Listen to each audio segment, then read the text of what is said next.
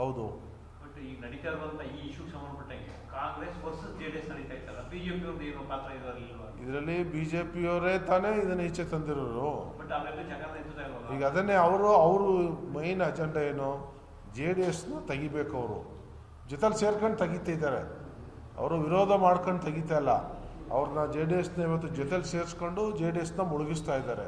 ಇವತ್ತು ಹಾಸನದಲ್ಲಿ ಯಾರು ಶಿವಕುಮಾರ್ ಹೋಗಿ ಏನೋ ಅಲ್ಲಿ ಇದ್ರ ಬಗ್ಗೆ ಮಾಹಿತಿ ತಗೊಂಡಿಲ್ಲ.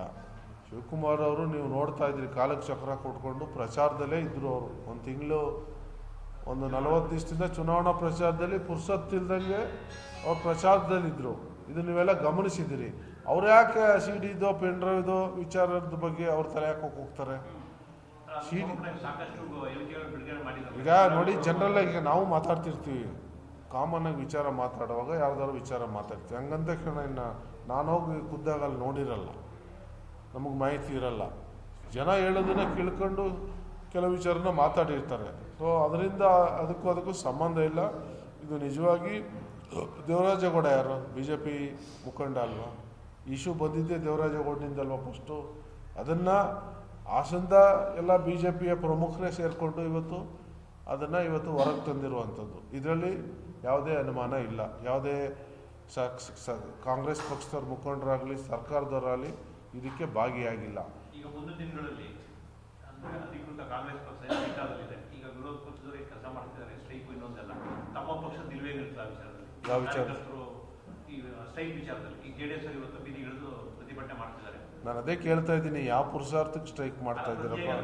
ತಮ್ಮ ಪಾರ್ಟಿ ಏನಾದರೂ ನಾವು ಮುಷ್ಕರ ಮಾಡಕ್ಕೆ ಹೋಗಲ್ಲ. ಯಾರೋ ತಿಳುವಳಿಕೆ ಇಲ್ದವರು ಮುಷ್ಕರ ಮಾಡ್ತಾವ್ರೆ ಅಂದರೆ ನಡಿ ಈಗ ಶುರು ಮಾಡೋಣ. ಕೇಸರಿಯಿಂದ ಮನೋಲ್ಲಾಸ ಮನಸ್ಸು ಮತ್ತೇರಿ ಕುಣಿದಾಡಿದೆ ನೋಡು, ಮನಸ್ಸು ಮತ್ತೇರಿ ಕುಣಿದಾಡಿದೆ ನೋಡು.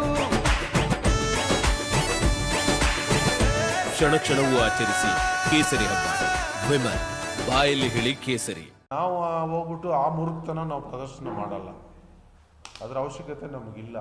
ನಾವೇನು ಸರ್ಕಾರದ ಜವಾಬ್ದಾರಿ ಏನು?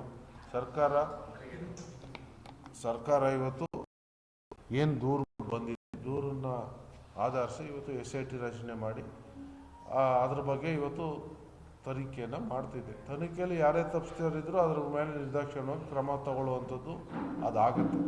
ಆದರೆ ಈ ಸ್ಟ್ರೈಕ್ ಮಾಡ್ತಾ ಇರೋದು ಇದೊಂದು ಮೂರ್ಖತನ ಅಂದರೆ ತಪ್ಪಾಗಲ್ಲ. ಸರ್, ಸ್ಟ್ರೈಕ್ ಮಾಡ್ತಿದ್ರಲ್ಲ, ಪೆನ್ ಡ್ರೈವ್ ಹಂಚಿಕೆನಲ್ಲಿ DK ಶಿವಕುಮಾರ್ ಅವರ ಪಾತ್ರ ಇದೆ ಅಂತ ಹೇಳ್ತಾರೆ.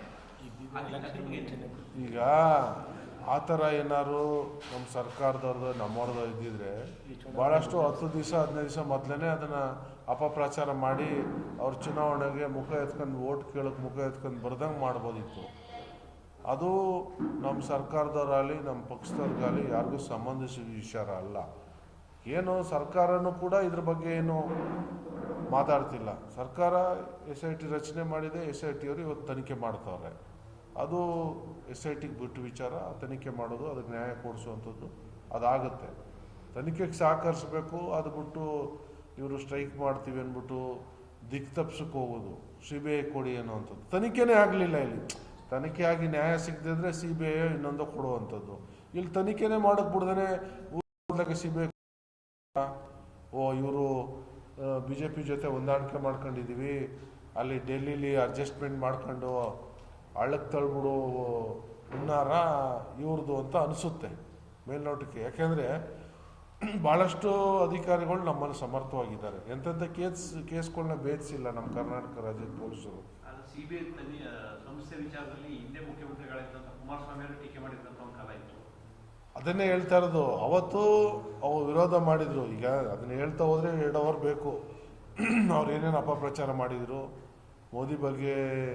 ಮೋದಿಯವ್ರ ಬಗ್ಗೆ ಏನೇನು ಅಪಪ್ರಚಾರ ಮಾಡಿದರು, BJP ಸರ್ಕಾರದ ಬಗ್ಗೆ ಏನೇನು ಅಪಪ್ರಚಾರ ಮಾಡಿದರು, ಇವೆಲ್ಲ CBI ED ಬಗ್ಗೆ ಏನೇನು ಅಪಪ್ರಚಾರವನ್ನು ಕೈಗೊಂಬೆ ಮಾಡಿ ಇಟ್ಕೊಂಡವ್ರೇನು ಅಂಥದ್ದೆಲ್ಲ ಈ ಭಾಳಷ್ಟು ಹೇಳಿಕೆಗಳು ನಿಮ್ಮ ಹತ್ರನೇ ಇದ್ದಾವೆ. ಅದು witness with photo proof, video proof ಎಲ್ಲ ನಿಮ್ಮ ಹತ್ರ ಇದೆ.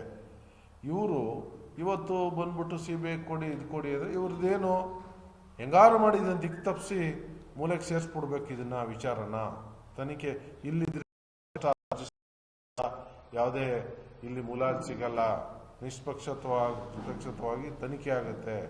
ಆದರೆ ಡೆಲ್ಲಿಲಿ ಹೋದಾಗ ಏನೋ ಇವರು ಅಡ್ಜಸ್ಟ್ಮೆಂಟಲ್ಲಿ ಏನಾರು ಮಾಡಿ CBIನ ಮೈಂಡ್ ವಾಶ್ ಮಾಡಿ ಅಲ್ಲಿಗೆ ಆ ಕೇಸ್ನ ಮೂಲೆಗೆ ಹಾಕುವ ಪ್ರಯತ್ನವನ್ನು ಇವತ್ತು ಅವ್ರು ಮಾಡೋಕ್ಕೆ ಪ್ರಯತ್ನ ಮಾಡ್ತಿದ್ದಾರೆ.